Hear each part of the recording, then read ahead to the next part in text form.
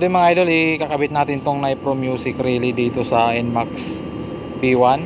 So itong NMAX B1 na to mga idol ay negative trigger. So yan, meron siyang loud horn.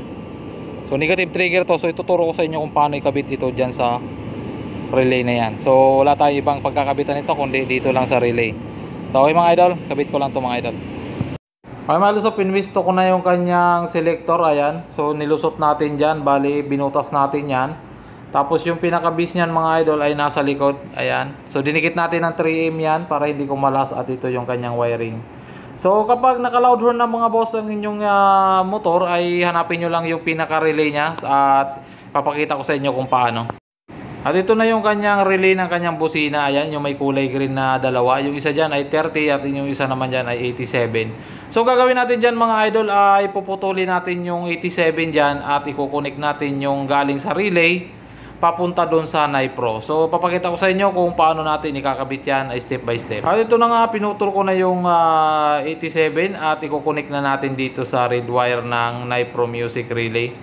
Ayan, so pagka-connect nyo yan mga idol, ang kaputol naman ng 87A ay i-connect nyo naman doon yung output naman ng Nipro Music Relay. So ikabit ko lang muna ito mga idol, fast forward muna natin.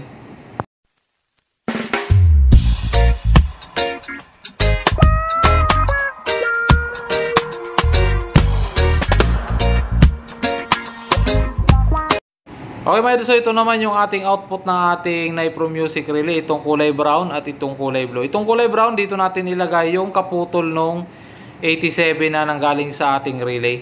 So dyan natin i-connect para tumunog yung ating busina. Ayan. So positive ang lalabas dyan sa kulay brown na yan at dyan sa kulay blue na yan. So fast forward again mga idol.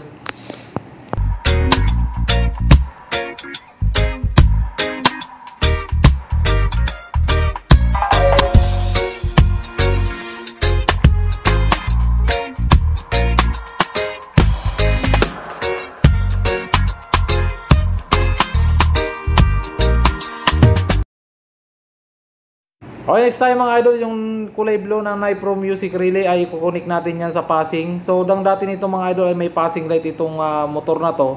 Ang gawin natin mga idol, yung kulay blue na yan ay i-connect din natin sa passing nya. Ayan, so pagkatapos natin i-connect yan mga idol, at pinakalas natin i-connect dyan mga idol, yung kulay black ng Nipro Relay ay i-connect natin yan sa ground. So mamaya mga idol, bibigyan ko pa kayo ng review para mas maunawaan nyo, mas maintindihan nyo mabuti yung ating kinabit sa motor na to. Okay mga idol, so quick review lang tayo mga idol. Ayan, so itong relay natin sa busina, yung output ng ating relay ay kinik natin sa kulay red ng ating Nipro Music Relay.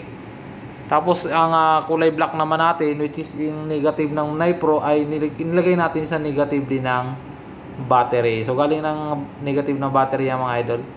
Tapos yung brown wire mga idol ay galing yan sa dito sa ating busina. Ayan, so sa positive ng busina yan. Tapos itong blue naman ay papunta na yan ng passing. So ganyan lang kadali mga idol, napaka basic lang ikabit nyan.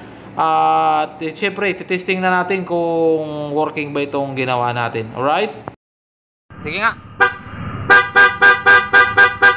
Okay, next.